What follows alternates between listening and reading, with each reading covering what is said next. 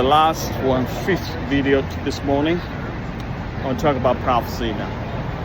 Acts 2, verse 17 on, in the last days it shall be, God declares, that I will pour out my spirit in all flesh, and your sons and daughters shall prophesy.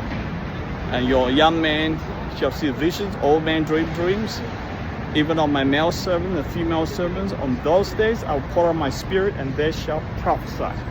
2 times the word prophesy appeared in the revelation of the Word of God in Acts 2 by Peter, defending. They were speaking in tongues, they were accused of being drunk, etc. And this is one of the greatest revelation of the redemptive narrative of God, because God is bringing in conceivably the last big chapter of the redemptive narrative of God in humanity. Okay, so this is coming to the conclusion now. That's why it's called the last days.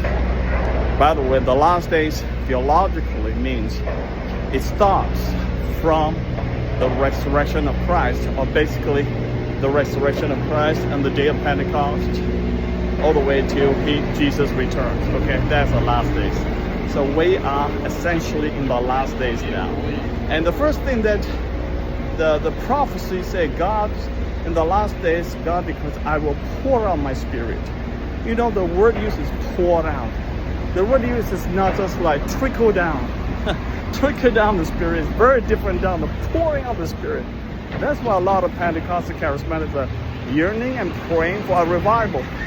It's not a trickle of water just for a little small Bible study group here and there, you know.